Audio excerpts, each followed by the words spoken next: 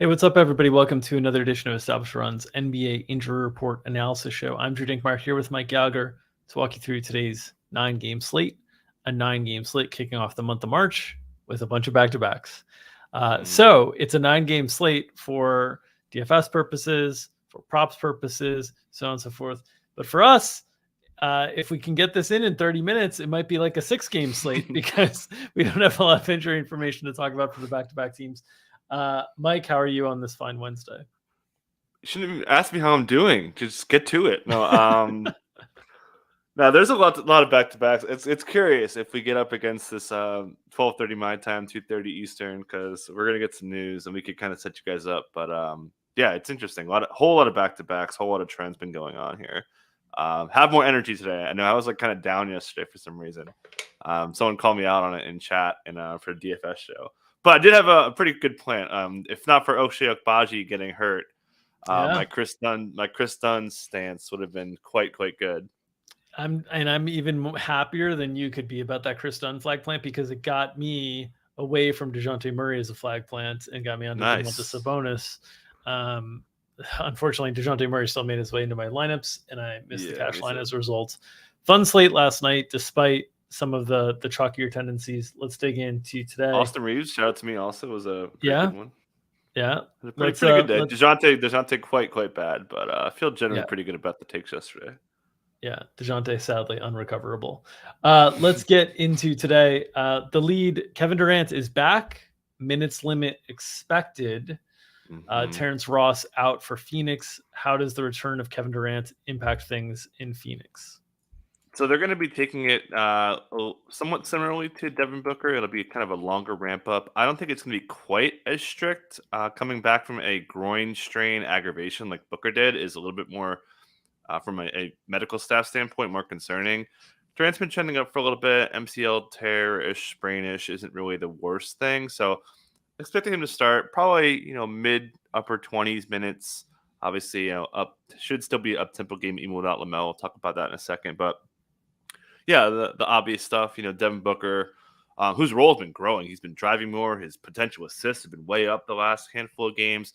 That's coming down. All the role players, like obviously Ayton is going to lose shots. Chris Paul's barely going to shoot now. But yeah, we'll probably see still pretty good minutes from Josh Okogie. He's been really utilized as their on-ball defender, which, he'll probably be seeing a lot of Rozier in the spot. But yeah, I think Okogie's minutes are pretty okay. Obviously, Torrey Craig's minutes are probably going to get torpedoed here. We'll see what Ayton's usage and stuff looks like. Really good matchup against the Hornets, who've been struggling with interior defense there. But Booker's minutes are back to normal as well. He's been playing, pretty well, as kind of mentioned there as well. But very excited for Kevin Durant back. I don't know if you saw the quote over the weekend, but Monty said that Booker was on a minutes restriction, and that's why he only got to 38. So I don't know what kind of minutes restriction it is. If you can still don't play him a full half, basically. But he was like, I would have kept him to keep going in the fourth quarter to start the fourth quarter because he was hot normally in that situation. But there was a minutes restriction, and then you look at the box score and you're like, 38. What is the restriction? So just don't play him a full half, I think was the restriction. He played him and Mikal full halves all the time. Yeah. Don't expect Booker to hit 47, I guess, tonight. So Torrey Craig out of the starting lineup is your expectation here. Okogie holds his spot. Ish Wainwright potentially goes away entirely, although maybe not tonight with Terrence Ross out. We'll see how they handle things there. But are those the general takeaways for Phoenix? Yeah, I think, maybe TJ Warren gets kind of pushed into Ross's spot, winning a little bit more offensive punch in the second unit. So I can see him swapping out for Ish in that role, and taking out Terrence Ross's stuff. So yeah, I wouldn't be surprised to see TJ Warren just give the second unit a little bit of a scoring boost to replace Ross. Obviously, he's not a guy you're going to be playing today, but if you are in the weeds on how this back end of this rotation pans out today. Okay, let's move to the other side of that game. LaMelo Ball, unfortunately done for the year, fractured ankle. PJ Washington, doubtful. Charlotte doesn't have a great chance of moving much in the Tankathon Lotto Ball standings. They're pretty likely to finish fourth worst record in the league this year. There's space on both sides of that, but certainly a team that their competitiveness has taken a big hit. So what are your expectations Mhm. in terms of what we see from Charlotte? Unfortunately, we have seen plenty of them without LaMelo Ball this season. So I feel somewhat strongly that Kelly Oubre is going to start. That could be one of two ways. One would be starting for LaMelo Ball. So a starting Mhm. lineup of Terry Rozier. We saw him play a lot of point earlier this year when LaMelo was down. Oubre at the 2. We saw his minutes come up to 28 in the last game. Rozier obviously 3. JT Thor could be at the 4, which they've been doing, which has been very odd, and they've stuck to their guns there. And then obviously Mark Williams at the 5 spot. Or, which also makes sense, shuffle everything. You just lost the mellow ball. You need to rework your rotation. You can't be putting out JT Thor out there for that many minutes if you want to be competitive. I think they want to be. So I think it makes more sense if I'm coaching the team to just start over. Dennis Smith Jr., Rozier, Oubre, Hayward, Mark Williams. I think either one of those two makes sense. I really don't think it's going to – it makes such little sense to me, both from a matchup standpoint. You don't want Hayward and JT Thor guarding Kevin Durant. You just don't. So I think getting Oubre out there, starting him, putting him on Durant. There was a quote from Oubre saying he took it personally that Kevin Durant is returning against their team. So I think maybe that's something. So I feel pretty strongly Oubre is going to start. And I would lean Rozier at the point. They like DSJ as their sixth man. He was coming – before this GT Thor thing happened, he was their sixth man. They've actually been bringing Kai Jones as their sixth man a lot lately. So I think that makes sense. So I think Oubre could play a bunch. Obviously, more usage. He has a pretty good usage rate in the starting lineup. Big minutes. He shot the ball 18 times, I think, in his starts, if I remember. So yeah, Oubre's. Everyone's kind of excited about Dennis Smith Jr., but I think Kelly Oubre is a guy that could really benefit here, especially with the PJ Washington still kind of being doubtful and not quite back yet. Yeah, and lack of ball handlers on this team kind of makes me think that the first route is the way that they're more likely to go. Oubre in over Thor and sliding Terry to the point guard spot and having Dennis Smith continue to kind of be the backup point guard. But it'll be interesting to see kind of the approach there for Charlotte. Let's other lead on this day is no LeBron for the Lakers. We knew that for a while, but no Anthony Davis tonight either. No D'Angelo Russell. The Lakers are obviously trying to win every game that they can at this point in the season. They're trying to get into the play in the best they can. They don't have control over their draft pick. There's no motivation. It's just simply Anthony Davis. They're going to be looking for spots on back-to-backs and stuff to be careful. This is one of them. They're playing a Thunder team who last night did some very wonky rotation stuff that signals a little bit of a potential intention to decelerate down the standings. Or accelerate down the standings, decelerate in terms of trying to win games. What are your thoughts on how the Lakers look tonight in the absence of Anthony Davis, LeBron James, and D'Angelo Russell? Yeah, we've seen Wendy Gabriel be the backup center, and I mean, I guess they would go that way. Certainly makes some sense to bring in Mo Bamba for a little bit more size, a little bit more, classic rim protection there. You've got some rim protection in Vanderbilt, so I would assume one of those two guys gets to start. Maybe we see some Vando center. They've got a decent amount of wings, right? They've still got Lonnie. They've got Devon Reed. I wouldn't be surprised if they start Vando at the 4, but I think that's kind of a big ask considering how much they ask him to move around and do certain stuff. So I honestly think it makes more sense to start Bamba, but it might be Wendy. Do you have a strong lean on who starts?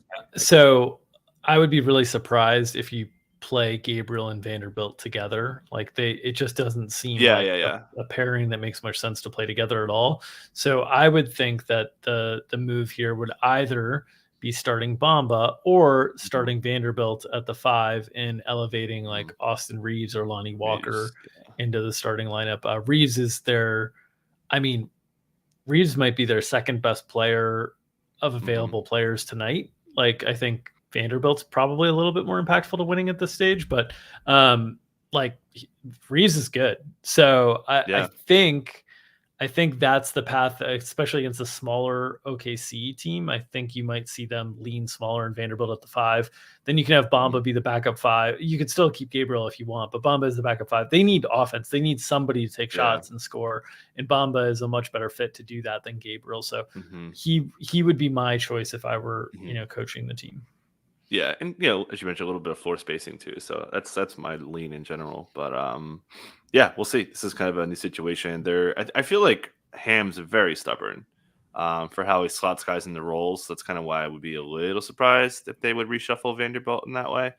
But yeah, just remember, and they do have, it's not like a desperation attempt. They do have kind of depth where they need it. They just don't have their top end guys. They don't have their two best players, and then a top 5 player for them in D'Angelo Russell. You think it's more likely they start Vanderbilt at the 4 or the 5? 4. Four. I Okay. would lean Bamba. I just don't think they really don't like reshuffling roles on guys.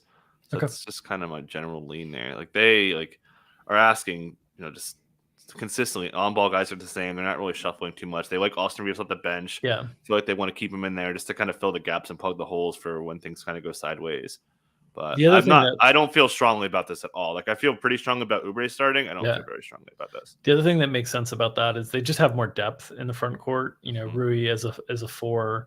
If you basically choose at Rui as your backup 4 to Vanderbilt and Bamba and Gabriel, and you can use some. You don't need a full 48 from Bamba and Gabriel, obviously, but use some Vanderbilt at the 5, some Rui at the 4. That gives them more than 48 minutes between those two. That makes sense that you can use that way. So I understand. I think the matchup is the only thing that's making me think there's a decent chance they start him at the 5. And 2 things to Okay. add. A really good matchup from Malik Beasley. Thunder give up a lot of jump shooting. And Dennis Schroeder, did you see the 10 assists? He was not centering. He had 24 potential assists yesterday. Just total ball handling domination in that role with 32 minutes. Sort of an interesting thing about him is from a rates perspective. Again, these are smaller samples when you start removing all these different guys, but he gets so many of his assists to Anthony Davis that his assist rate actually takes kind of a big hit, even without Russ, Dar, LeBron, without all those guys on the floor. If you just look at his assist rate without all those guys and with AD and without AD, it's pretty big. So it'll be interesting to see how much they can generate, because AD is the guy who he feeds over and over and over again. All right, questionable tags. Embiid questionable tag is back. What are your thoughts on the Embiid Q tag tonight and whether we see him tonight?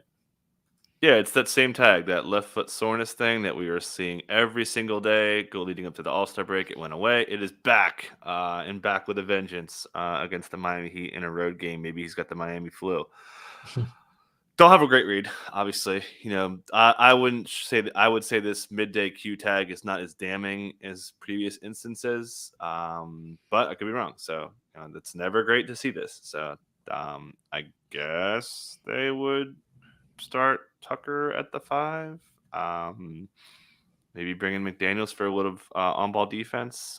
Could bring in Maxey. We saw Maxey, and the squeaky wheel panned out.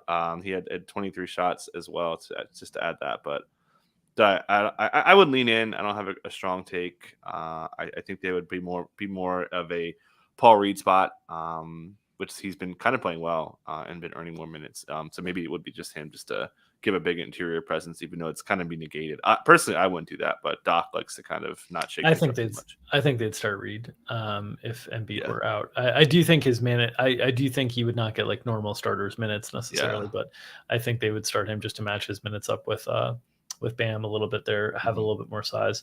Okay, let's go to the Pelicans, where, my God, the Pelicans from an injury report perspective, obviously still without Zion for a while. No Larry Nance again. Now no Jose Alvarado for a bit. In addition, Jonas Valanciunas and Josh Richardson are both questionable as well. So a team that we've been lauding for their depth and their ability to kind of hide and overcome and still roll out good rosters without the injuries. They've been playing terrible basketball for the last month. Probably, honestly, one of the more overlooked stories in the NBA is their fall over the last month. And everybody's just like, oh, when they get Zion back, they'll be fine. But how do we know they're going to get Zion back? We just don't see health from him consistently. So what are the potential outcomes here? Because they could end up being really thin tonight on a team that's usually quite deep.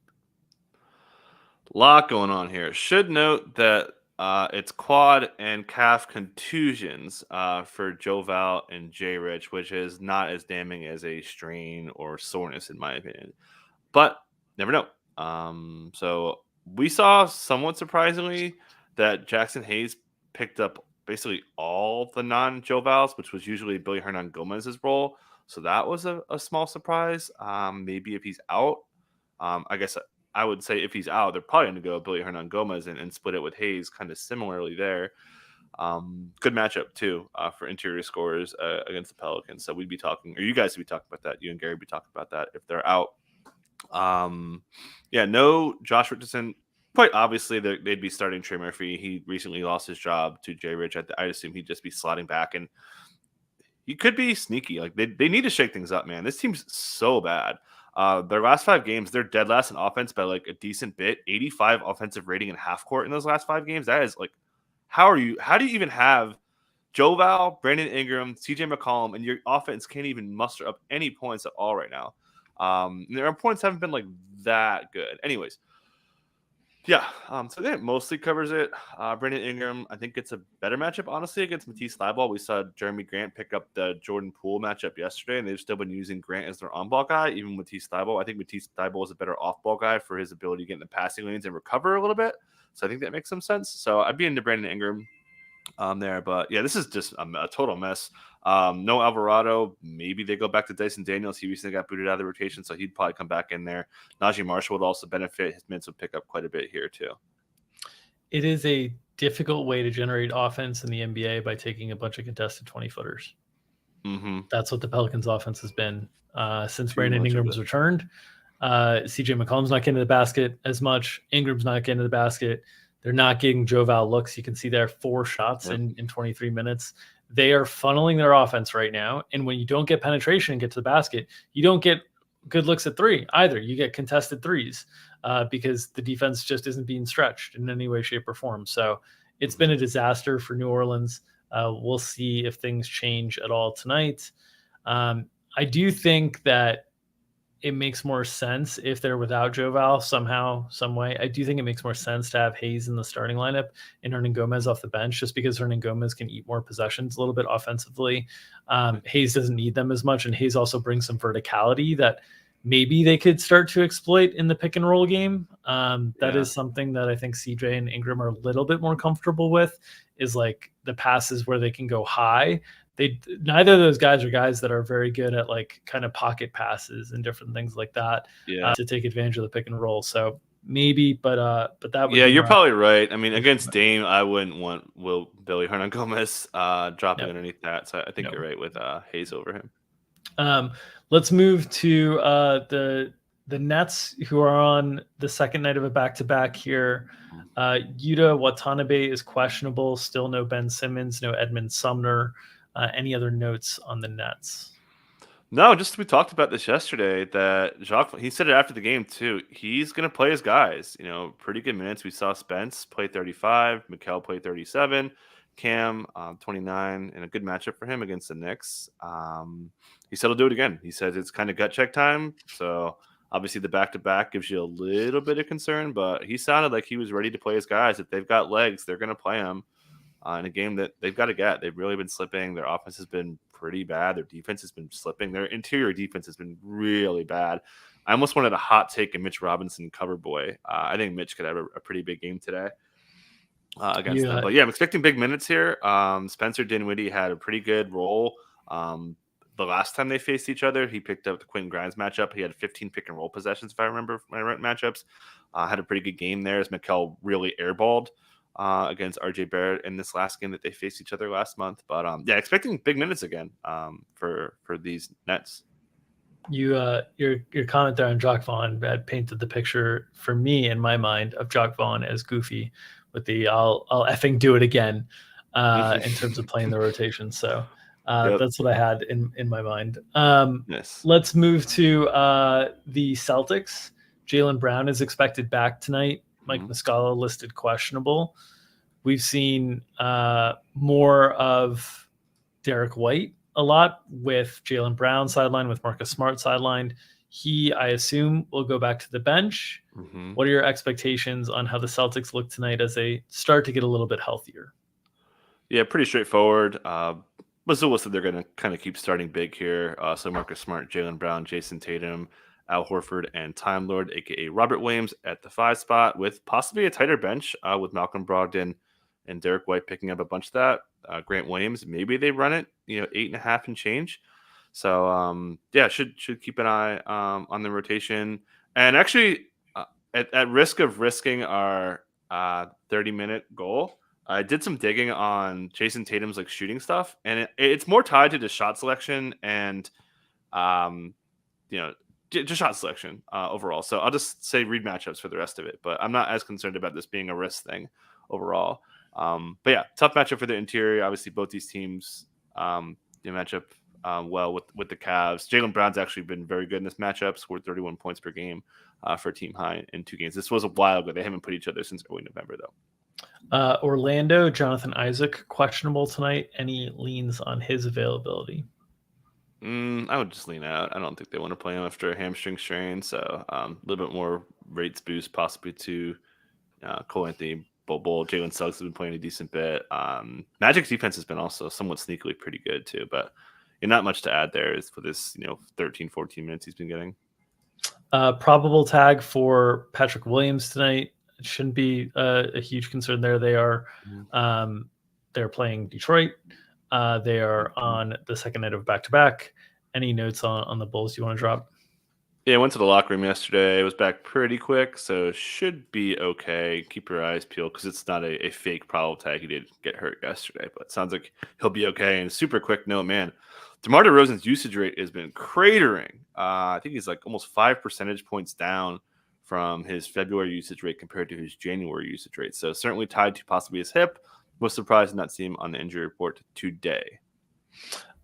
Let's move to the other side of that. Detroit, Bojan Bogdanovic probable, Jaden Ivey back as well. No Isaiah Stewart, no Jalen Duren, and Isaiah Livers is doubtful.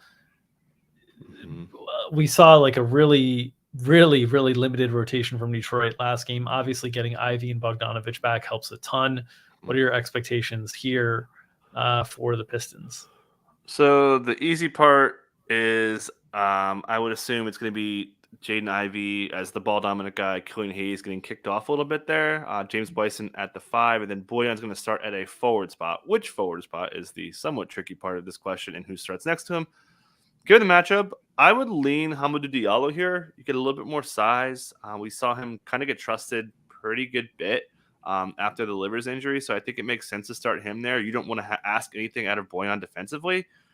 So Bojan's going to have to deal with Alex Caruso all up in his business all game. So I think they're just going to ask him to do something easy on defense. So I think putting Hamidou Diallo out there in the first unit makes a ton of sense. Tough matchup for James Wiseman, who's been playing well. The Bulls are very good interior defense. They're a 3-point funnel. So not a lot of shooting here for this team. So curious to see how Alec Burks could maybe carve out a second unit role. Killian can't shoot. Ivy's shot better from 3, but the Bulls actually match up kind of well. Don't think we could bet them, but just for how this team could be approached here. If I'm Billy Donovan, I feel pretty good about a game plan I can put forward with just this kind of nasty business, but lack of shooting today. But Bojan could be really bombing away if he can kind of get going. Yeah, Bulls always fun to bet. Instead of +5 last night, I opted for the under and thankfully pulled that out because Bulls +5 would have been a hard loser on free throws at the end. Let's move to Miami. Max Strus, Kevin Love, probable tags here. Kyle Lowry still out. Any news or notes for the Heat? No, just been a lot of Jimmy. Really drive happy game. Touch time was really good. Hero's been really matchup dependent. He's like crushed the Hornets and the Rockets of the world. He's been kind of underwhelming in the tougher matchups too. So, pretty straightforward. Should see a pretty tight rotation here. I think, really kind of a bad matchup overall with the Heat defense being really good. And we'll see what the Sixers defense looks like with Joel Embiid. All right, back-to-back teams that have not filed yet that we could see file here in the next 5 minutes or so. Rockets, they got Jalen Green back last night. Kevin Porter Jr. was questionable and then ruled out before the game. You were highlighting on the injury report show. It kind of made sense to maybe rest him first half, bring him back second half. We'll see if they take it easy on Jalen Green on the second half or not. Jayshawn Tate sat last night, so he's available. My guy Tari Eason went nuts in garbage time, as he tends to do. What are your thoughts on whether we see a full Rocket squad tonight, and if there are if there are any limitations that you would expect on Kevin Porter Jr. if he's able to return? 100% expecting limitations on Kevin Porter Jr. Steven Silas said they're going to approach it the same with him compared to how they use it for Jalen Green. I believe Jalen Green got 13 first half minutes. Let me just double check that real quick. I think it was 13 first half minutes, and then he didn't play in garbage time. This game was a blowout. So I expect the same thing. So I'd expect 25 minutes out of KPJ. We'll see what's up with Green. I'm a little bit surprised they're not expecting him to sit. Maybe this changes. Jason Tate will also come back. So if taking Silas at his word, the starting lineup is going to probably be Kevin Porter Jr., Jalen Green, KJ Martin, Jabari Smith, and Alfred Şengün. With a little bit of a bench unit of they like Jayshon Nix. I think Jayshon Nix is going to possibly hang around for some minutes, especially with limitations on both those guys. And then we'll see if Ty or Christopher battle it out for a spot. Torrey Eason, and then Garuba probably being the backup five. He was actually asked if he's going to play Garuba with Şengün, which is quite a fit, but he said basically no. Let's move to OKC. We expect Shai Gilgeous-Alexander, who entered health and safety protocols yesterday, to be out again. I'm interested to see if anybody else is listed out here now that the Lakers have listed some guys out. But the thing we really wanted to highlight is look at those minutes last night. That's a lot more minutes from the bench guys than it is from the starter guys. The bench played better than the starter, so you could lean into that. Like Giddey was a minus 32 in his 19 minutes. You don't think it was tanking related, any positioning related? You think it was simply poor play resulted in the normal kind of OKC variance? Mark Daigneault said he wanted to reward the guys who were playing well, was his term. So, Dario was great. And I think that they wanted to tie those minutes together. I thought Aaron Wiggins gave him pretty good minutes overall. So I'm kind of buying that. But, who didn't lose his minutes? Sadly, he's not my guy. But, Lynn, a.k.a. Santa Clara, a.k.a. Wing. 21 points on 20 drives yesterday. I may have that flipped, but just outrageous, man. The guy's so good. Please carry my best ball teams to glory here. But Stroke and Joe lost a little. Stroke and Joe's gonna be a little consistent. But minutes are actually better than I thought. But I think Giddey's gonna bounce back today. We'll get the report here. I think Dort's gonna be back, but I think Giddey can really, especially against this Lakers defense. I think he could really crush. Okay, so if you had to wager on the true intentions of Mark Daigneault and the Oklahoma City Thunder organization last night, you would lean on playing hot hands in game, not shenanigans, not tomfoolery. Okay. If they're playing crappy, why would you put him back in then, right? I'm watching you, OKC. I'm watching you. Yeah, I wasn't sure if we had a J-Dub picture, but he's the cover boy for matchups, baby. Let's go. You're on tomfoolery watch. Yep. On shenanigans watch. OKC. Okay. Back-to-back for Giannis in the Bucks tonight. They have won 1,000 games in a row. Roughly. Rough estimate there. Any thoughts on what we'll see from Milwaukee tonight? They have they have earned their way into the top spot in the Eastern Conference now, which I think is a big deal in the Eastern Conference because it means one series against, one of the other two top end teams. No disrespect, Cavs. You're just not quite there yet. So I think people are going to want to play for that, but the Bucks have been winning with and without guys all the way. So what are your thoughts here on what we see from Milwaukee potentially in a few minutes here? Someone sitting. I don't know who, whether it's Connaughton, Portis, Giannis, Drew. I think Drew is a very Middleton. good candidate. Drew's played a lot lately. Yeah. My only strong take is someone sitting. So I don't know who the hell or how the hell. Maybe it's a full sit. I don't think they really care about their winning streak.